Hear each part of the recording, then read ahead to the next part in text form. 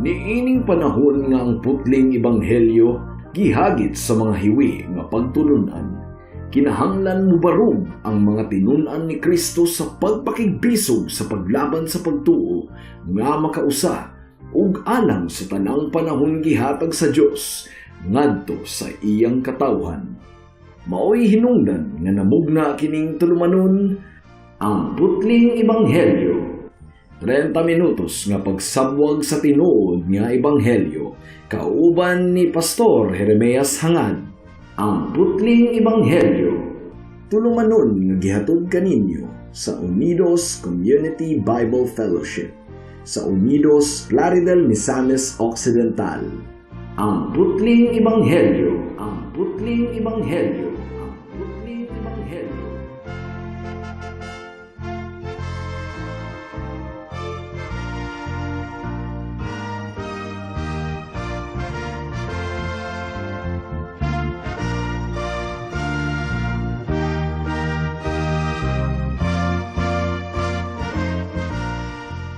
Mayong hapon, Unidos, Plaridel, Calamba, Balyangaw, Sapangdalaga, Rizal, Lupisayna ug kutob sa tanang gidala sa Ginoo sa pagpaminaw niining atong programa nga giuluhan og ang putling ebanghelyo.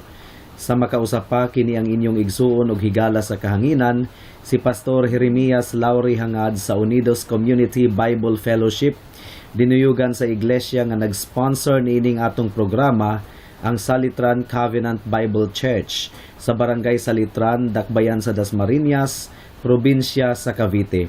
Sa makausapa akong gipaabot ang akong pagpanimbaya kang Dr. Dolphin Munding Tan sa Balyangaw nga naminaw karon ug sa akong lolo nga si Lolo Isabelo Lauri Sr.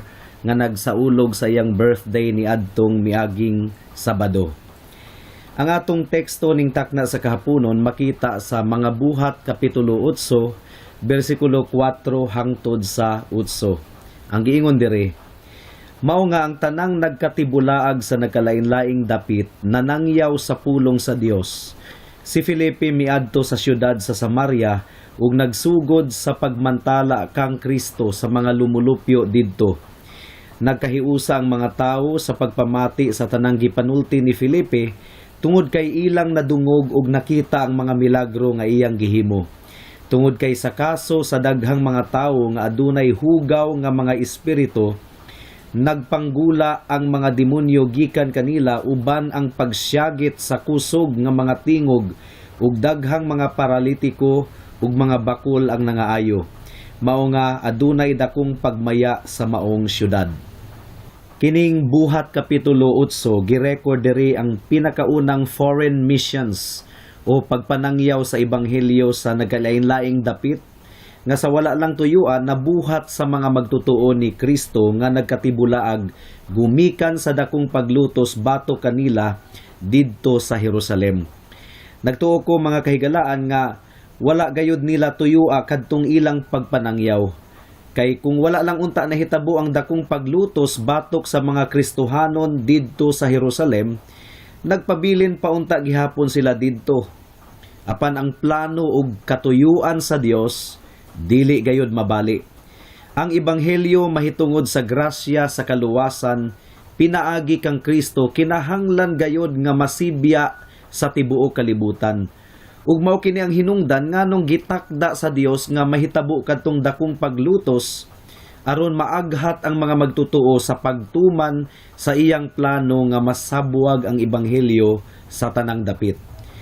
Ug niining puntuha kinahanglang dili kita mapakyas sa pagkat-on sa mahinungdanon kaayong leksyon gikan niini nga panghitabo. Gitagik sa Ginoo ang tanang mga butang, dautan man umaayo sa atong pananaw, aron matuman ang iyang tumong ug katuyuan. Ug ang tanang tawo, tanang butang, ug apil na pud si Satanas, nagsilbing instrumento aron sa pagtuman sa kabubuton sa Dios. Well, nasayod ko nga controversial kini nga statement, mao nga sa dili pa mukunot ang imong agtang higala, ako ra kining ipasabot unya. Adunay tulo ka bahin ang atong pagpamalandong niining taknaa. Una, ang worldwide witnessing o ang pagpanangyaw sa tibuok kalibutan. Ikaduha, ang object of worldwide witnessing o ang ngalan nga gisangyaw sa tibuok kalibutan.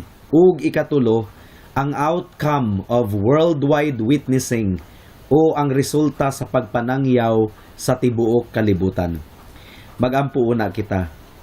Ginoo nga labing gamhanan, salamat sa higayon nga imong gihatag kanamo alang sa pagpamalandong sa imong pulong. Itugot o Dios nga ang balaang espiritu magapanlihok sa kasing-kasing sa mga katawhan samtang ginabatbat karon ang imong pulong alang sa kaluwasan sa ilang kalag ug paglambo sa ilang espirituhanon nga kinabuhi tungod ug alang kang Kristo. Amen. Mudangat na kita sa unang punto, ang worldwide witnessing o ang pagpanangyaw sa tibuok kalibutan. Basahon nato ang bersikulo 4. Ang giingon dire, mao nga ang tanang nagkatibulaag sa nagkalain-laing dapit nanangyaw sa pulong sa Dios. Ako nang gibungat sa introduction ganina nga ang pagsangyaw sa tibuok kalibutan tataw kaayong gisugo ni Kristo nga pagabuhaton sa iyang iglesia. Kinahanglang dili sila magpabilin sa Jerusalem tungod kay unsaon man nila sa pagsaksi mahitungod kang Kristo ngadto sa Judea, Samaria ug hangtod sa kinatumyang dapit sa kalibutan. Kung nagpabilin sila sa Jerusalem, kinahanglang mukuyanap sila sa nagkalain-laing dapit. Posible nga wala masabti dayon sa Iglesya kining maong tahas nga gihatag ni Kristo kanila. Ubasin pud kaha, naghuna-huna sila nga sundon ra nila kini sa laing pamaagi nga dili pinaagi sa dakong paglutos. Pero sa tinuod lang, nagtuo ko nga wala gayud nila masabti ang kinatibuk ang mandato ni Kristo nga manangyaw sila sa nagkalain-laing dapit hangtod ni ining puntuha. Ug bisan pa man gani pagkahuman ni ini. Tinuod sila nga mga magtutuo. Yes. Pero susama kanato mga kaigsuunan, hinay pud kaayo ang ilang panabot ug pag-aplikar sa pulong sa Dios sa ilang kinabuhi. Nagduda ko nga sa pagkadungog nila sa giingon ni Jesus nga musaksi sila alang kaniya sa Judea, Samaria ug sa nagkalain-laing dapit, ang ilang nasabtan mao nga manangyaw sila ngadto ra pud sa mga Hudiyo nga mga lumulupyo ni adtong mga lugara. Wala pa gayud nila masabti nga apil di ay ang mga hintil nga susama kanatong mga Pilipino, mga hintil kita kay dili man kita mga Hudiyo. Apil di ay ang mga hintil sa plano sa Dios alang sa kaluwasan. Gani bisan pa ni adtong nakabig ang pamilya sa Romanhong kapitan sa kasundaluhan nga si Cornelius, nang react ang mga Kristohanon nga mga Hudiyo ug nagpatawag sila og meeting ug ilang gi-question si Pedro nganong miadto siya sa panimalay sa usa ka hintil. Again, they were true and sincere believers, but their understanding of the word of Christ was not yet complete or mature during that time. Bisan pa niining tanan, ang Iglesya kinahanglang musaksi gayod alang kang Kristo sa tanang mga dapit. Tungod kay mao kini ang iyang kabubuton. Ug ang iyang kabubuton dili gayod mabali. Ug tungod kay dili man kini mabali, gihikay ng daan sa Ginoo ang tanang mga panghitabo aron matuman ang iyang kabubuton ug apil na niini ang mga paglutos. Ug unsa ang resulta sa dakong pagluto sa Jerusalem? Ang atong teksto nagaingon nga ang tanang mga magtutuo nga nagkatibulaag nagsangyaw sa pulong sa Dios sa nagkalain-laing dapit. Makahimo ang Dios sa pagbaliktad sa tanang mga panghitabo aron matuman ang iyang kabubuton bisan pa og bugat kini sa pagtan-aw sa mga katawhan. Ang mga manluluto sa Iglesya ni adtong panahona na nagkalipay tingali kaayo nga nabungkag ug nagkatibulaag ang mga magtutuo sa Jerusalem. Pero wala nila masayri nga ang kadaot nga ilang gipahamtang sa Iglesya nanganak hinuon og daghan pang mga simbahan sa nagkalain-laing dapit. Tungod kay ang tanang mga nagkatibulaag nga mga magtutuo nanangyaw naman hinuon sa pulong sa Dios. Bisag asa sila napadpad. Tingali kung nakapangaghap ang mga manlulutos nga maudi ay kini ang mahimong sangputan, sigurado nga dili nila buhaton ang ilang gibuhat niini nga kapitulo. Karon, muatras ta og jutay. Di ba, Mao man kini ang nahitabo sa kamatayo ni Kristo didto sa cross. Hangtod karon mga kahigalaan, ang kamatayon ni Jesus didto sa cross nagpabilin nga pinakadakong panghitabo nga nabaliktad sa kasaysayan sa kalibutan. Ang paglansang ni Kristo didto sa cross nagpakyas kaayo sa pinakadako nga yawanon nga disenyo ni Satanas aron mapukan ang anak sa Dios. Wala gayoy clue si Satanas bisag jutay nga ang iyang disenyo magpahiling kawas di ay sa mga katawhan sa Dios gikan sa pagkaulipon sa sala. Tungod kay ang dugo ni Kristo mao man ang nagbayad sa tibuok nga paglukat sa mga katawhan sa Dios gikan sa pagkaulipon ni Satanas. Ug maupod ang kantidad nga gikinahanglan aron mapasaylo ang tanan nilang sala. Kung nasayod lang unta si Satanas nga mao day kini ang sangputan sa iyang plano, nagtuo ko nga dili siya maningkamot nga malansang si Kristo didto sa cross. Apan nagmalampuson siya sa pagpalansang kang Kristo ug sa pagbuhat niya niini, wala niya tuyua nga nahimo day hinuon siyang kabahin sa pag-abli sa mga tubod sa kaluoy sa Dios, kung diin nagadagayday ang hamili nga dugo ni Jesus alang sa kapasayloan sa tanang mga magtotoo, alang sa ilang kaluwasan. Ang pinakapalpak nga ngalan sa tibuok kalibutan, mga kaigsuunan, dili ang hari sa Ehipto, dili si Balak nga napalpak sa iyang tinguha nga tungluhon ang mga Israelita, dili si Haman nga napalpak sa iyang tinguha nga bitayon si Mordecai ug puuhon ang tanang mga Hudiyo, dili ang mga kaaway ni Daniel nga nagtinguha nga mamatay si Daniel didto sa langob sa mga leon. Apan sila hinuon ang gitambog didto, wala ra kakumingking ang pagkapalpak niining mga tawhana. Ang pinakapalpak mao si Satanas. Nagtinguha siya nga patyon si Jesus ug nagmalampuson siya. Apan wala siya masayod nga sa kamatayon ni Jesus, gilukat niya sa iyang hamili nga dugo ang iyang mga katawhan ug ang iyang pagkabanhaw pag-usab, mao ang silyo nga nagmalampuson siya sa iyang gibuhat nga pagtubos kanila, dalaygon ang atong buhi nga Dios. Unsaon man nato kini sa pag-apply sa atong kinabuhi? Igsuon, posible nga mapakyas ang imong mga plano. Apan ang plano sa Dios dili gayud mapakyas.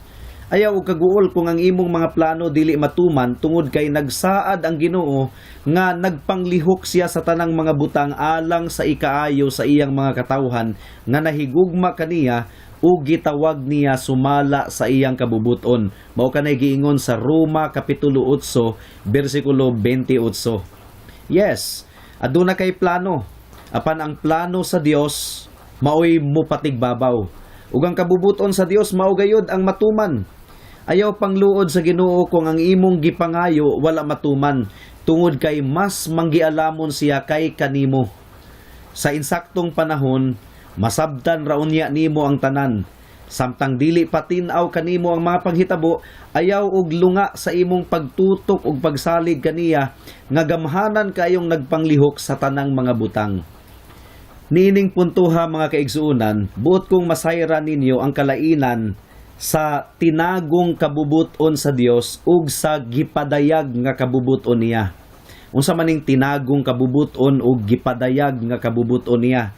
Ang example sa mga tinagong kabubuton sa Dios sama sa maka-abroad baka ako, maminyo pa baka ako no, o siya kaha ang akong maminyuan. Dili pa ta katubag niini. This is something that we need to discover yet. Nahailalom ka ng mga butanga sa mga tinagong kabubuton sa Dios nga masayran ra unya nato pag-abot sa panahon. Apan ang gipadayag nga kabubuton sa Dios mao kini ang mga butang nga klaro kaayong gisulat sa Biblia. Unsa man ang mga examples niini? Ang paghinulsol sa sala ug pagbutang sa atong pagtuo kang Hesus alang sa atong kaluwasan, klaro kaayong kabubuton sa Dios nga gipadayag sa Biblia. Ang dili pagminyo sa dili magtotoo, klaro pod kaayo nga gipadayag sa Biblia. Mao nga kung ikaw dalaga nga Kristohanon, ayaw na pagduda pa, dili gayud kabubuton sa Dios nga sugto nimo ang dili magtotoo kang Kristo. Usa pa ka example sa gipadayag nga kabubuton sa Dios mao ang pagpanangyaw sa iyang pulong sama sa gibuhat nato diri sa kahanginan. Nganong gibuhat man nato kini? Tungod kay klaro kaayo nga kabubuton sa Dios nga imantala ang iyang ngalan. Karon, kung ikaw Kristohanon apan wala sa imong hunahuna ang pagpaambit sa pulong sa Dios, nakasala ikaw igsuon tungod sa imong pagpasagad sa imong katungdanan. Kung tinuod gayud kang anak sa Dios, muhimo gayud siya og pamaagi aron masunod nimo ang iyang kabubuton. He will make you obey whether wittingly or unwittingly, tinuyo man or dili tinuyo. Mudangat na kita sa ikaduhang punto. Ang object of worldwide witnessing o ang ngalan nga gisangyaw sa tibuok kalibutan. Atong basahon ang bersikulo 5 sa atong teksto. Ang giingon dire, si Felipe miadto sa syudad sa Samaria ug nagsugod sa pagmantala kang Kristo sa mga lumulupyo didto. Si Felipe usa sa mga magwalali nga nagkatibulaag nga nanangyaw sa pulong sa Dios sa nagkalain-laing dapit. Espesyal siyang gimensyon niini nga kapitulo, dili lang tungod sa iyang dakong ministeryo, kundi tungod usab sa iyang pagministeryo didto sa Samaria. Ang kaliwat sa mga katawhan nga gikaminusan kaayo sa mga Hudiyo. Apan gibayaw ni Kristo sa iyang buluhaton ug mga pagwali niadtong mianhi siya sa kalibutan. Asa man unang giangko ni Kristo sa tataw gayod nga siya mao ang Mesiyas, wala ngadto sa mga Hudiyo kundili sa usa ka babaying Samaritanhon. Kinsa man ang iyang gibansagan ingon nga maayong silingan, dili ang mga pari ug levita kundili ang usa ka Samaritanhon. Sumala sa nahasulat sa Lucas kapitulo 10 bersikulo 25 hangtod sa 37. Karon, matikdi mga kahigalaan kung kinsa ang gimantala ni Felipe. Ang giingon sa bersikulo 5, miadto si Felipe sa syudad sa Samaria ug nagsugod sa pagmantala kang Kristo. Si Kristo ang iyang gimantala, dili ang relihiyon o denominasyon. Wala niya gimantala ang iyang kaugalingon, kundili si Kristo lamang ang iyang gimantala. Christ-centered preaching. Higala mailhan nimong ang tinuod nga magwalali kung si Kristo lamang ang iyang giwali ug dili ang iyang kaugalingon o ang relihiyon. Pagbantay mga higala, daghan kaayong mga mini nga mga magwalali karon. Naay grupo nga nagwali nga ang ila kunong founder mao ang agila nga tigdagit sumala sa nahasulat sa Isayas. Ug siya pud kuno ang ikalimang anghel sa basahon sa pinadayag. Aduna po'y magwalali sa TV nga nagwali nga aron kuno maluwas ang tawo kinahanglan nga magpabautismo kaniya tungod kay siya lang ang valid nga mubaptize kay siya raman kuno ang bugto nga sugo sa Dios. Naapoy grupo nga sa pagsugod niya og waliwali sa TV ni adtong dekada 90, pastor pa siya. Dayon gipromote niya ang iyang kaugalingon ngadto sa pagka-apostol. So apostol na pud kuno siya. Unya niadtong year 2001, agoy, siya naman kuno ang appointed son of God para sa mga hintil. Napoy dako kayo nga grupo nga ang ilang pinaka-head mao kuno ang tigpanunod sa trono ni Apostol Pedro ug vicar and representative of Christ on earth. Na naunsa na. Imbis nga si Kristo ang imantala sa mga tawo, ang ila naman hinuong ngalan ug relihiyon. Igsoon, hinaot nga makita ninyo kini sa tataw gayod. Sayon ra kaayong ilhon ang mini nga magwalali gikan sa tinuod nga magwalali. Ang mini magproklamar sa laing ngalan. Ang tinuod nga sulugoon ni Kristo wala nay laing imantala kundili si Kristo lamang. Ang iyang mga pagwali nakasentro ug nakatutok sa atong Ginoong Hesukristo. Padayon siyang naningkamot nga ang iyang mga wali Christ-centered ug dili man-centered. Mudangat na kita sa ikatulong punto. Ang outcome of worldwide witnessing o ang resulta sa pagpanangyaw sa tibuok kalibutan. So nakita nato nga gimantala ni Felipe si Kristo. Ug unsa man ang resulta? Makalipay gayud kaayo ang resulta mga kaigsuunan. Basahon nato ang bersikulo 6. Ang giingon dire, nagkahiusa ang mga tawo sa pagpamati sa tanang gipanulti ni Felipe tungod kay ilang nadungog ug nakita ang mga milagro nga iyang gihimo. Kinsa ang nagtandog sa kasing-kasing sa mga namati kang Filipi aron mamati sila og duro kaniya? Well, obviously, dili ang pagkangilngig ni Filipi nga muwali, kundili ang pagpanglihok sa balaang espiritu.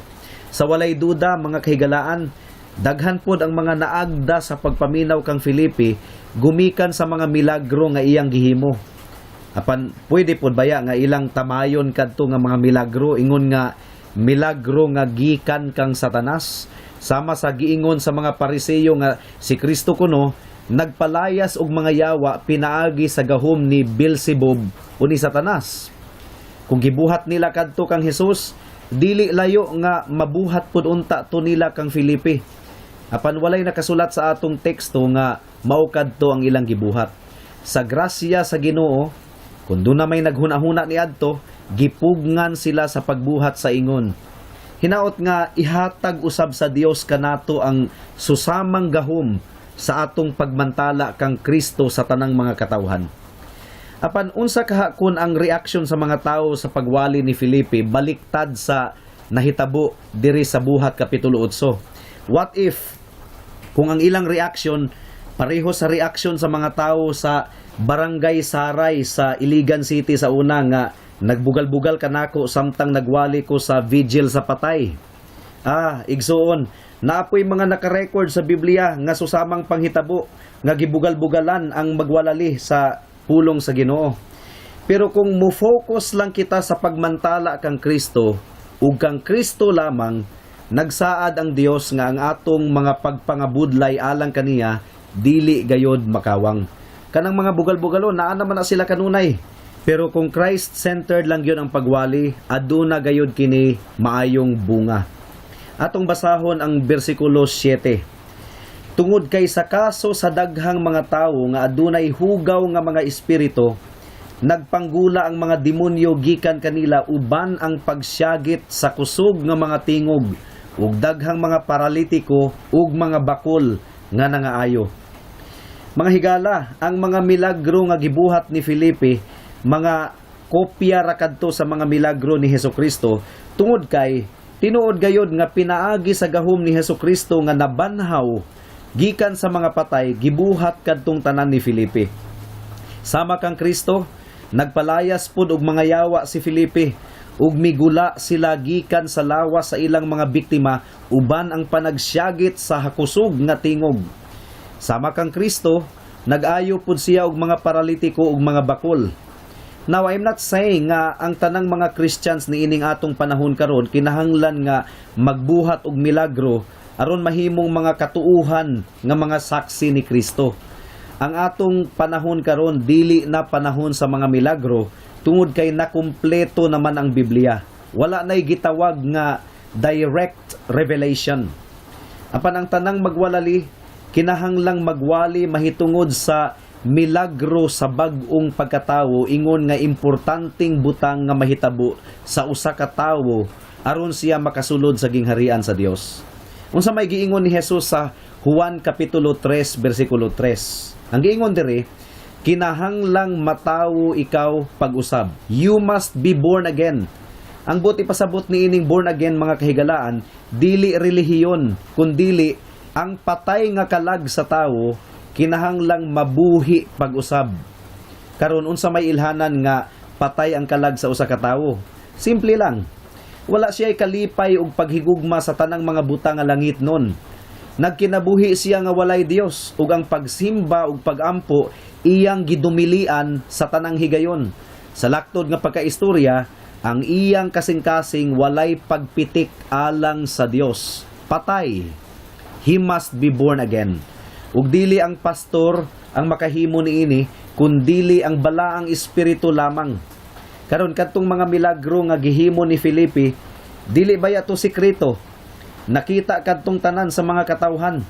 Ingon pud niini ang milagro sa bag-ong pagkatawo or the miracle of the new birth or being born again. Ang tanang tinuod nga na born again o natawo pag-usab, mamatikdan gayud sa mga katawhan. Example, ang palahubog ug sugarol muundang na sa paghubog-hubog ug pagpanugal. Ang tawong kanhi masukanon ug madinumtanon adunay nay kaaghop sa kasing-kasing ug nahimo na pong mapinasayloon. Aduna gayoy kabag-uhan sa iyang kinabuhi to the point nga matingala gayod ang mga nakakita kaniya. Ug gumikan niini nga mga milagro, ang bersikulo 8 nagaingon adunay pagmaya didto sa syudad sa Samaria. Ang tinuod nga milagro sa kabag-uhan sa kinabuhi sa mga tinuod nga magtotoo, ikalipay gayod sa mga tawo sa iyang palibot. Apan mga kahigalaan, dili tanan malipay niini. Si Kuya Dondon Finesa, kauban namo sa simbahan sa Iligan sa una, grabe kaayo kapalahubog. Mulangoy na gud sa iyang kaugalingong suka every time nga mahubog siya. Niadtong nailhan niya ang Ginoo pinaagi sa ebanghelyo sa kaluwasan, nawala gyud ang tanan niyang mga bisyo. Nahimong tarong ug ligdong ang iyang kinabuhi. Malinawon ang iyang pamilya. Apan nalipay ba ang iyang mga ginikanan ug mga igsuon? Wala. Nasuko kayo sila kay nagbag-o kuno siya og relihiyon. Grabe. Mas pilion pa nila ang palahubog nga dundon kaysa dundon nga nakabaton og kabag-uhan sa kinabuhi diha kang Kristo. Doon na pud ko'y kauban nga pastor nga kanhi drug addict. Silang duha sa iyang misis, puro mga addict. Nagkasinabot silang duha og gamit og shabu og marijuana. Karon sa laktod nga pagkaistorya, nahimong magtotoo ni Kristo pinaagi sa mensahe sa ebanghelyo sa grasya sa Dios. Nabag-o ang kinabuhi nilang duha nga managtiayon. Gibiyaan na nila ang tanan nilang bisyo ug pagkaadik. Ug sa hinog nga panahon, nahimong pastor. Ug imbes nga malipay ang nanay sa maong pastor, nasilag naman hinuon sa iyang anak tungod kay mibalhin kuno og relihiyon. So, mas pilion pa diay niadtong inahana ang drug addict niyang anak ug binalayi kaysa binag-o nga anak ug binalayi gumikan sa grasya ni Kristo. Subo kayong pamalandungon nga doon na gayoy mga tao nga naliso na ang maayong paminsar gumikan sa sala. Gawas kon ablihan sa Dios ang ilang mga mata, relihiyon ra gihapon intawon ang ilang makita. Dili gyud nila makita ang grasyang kahibulungan sa Dios pinaagi kang Kristo nga adunay gahom sa pagluwas sa mga makasasala nga mutuo ug musalig kaniya bisan pag-unsa sila kadautan. Mudangat na kita sa aplikasyon.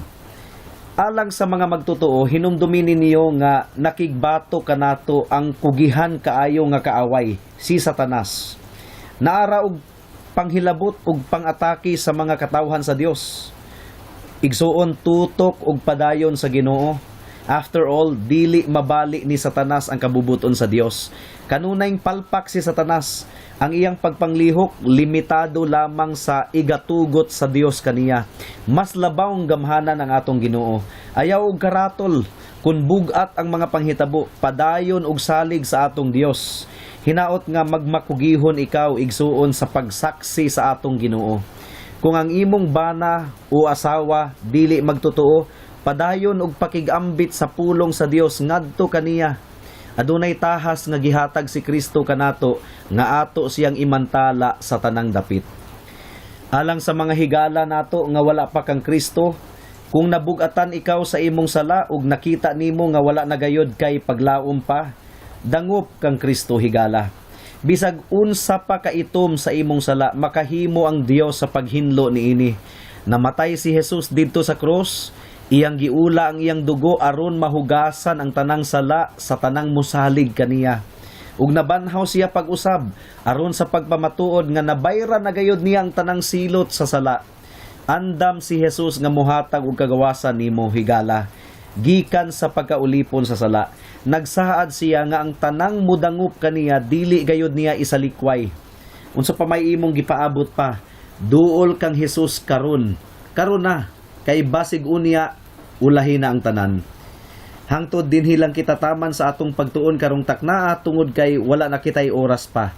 Sa makausap pa, giimbitar ko kamo sa pagtambong sa atong panimbahon ugmang adlaw, adlawng Domingo, adlaw nga igpapahulay, alas 2 sa hapon sa panimalay ni Winstro hangad sa Unidos. Daghang salamat. Alang sa dugang nga mga pangutana, mahimong mo text kang Pastor Jeremias hangad sa 0935 744 3030.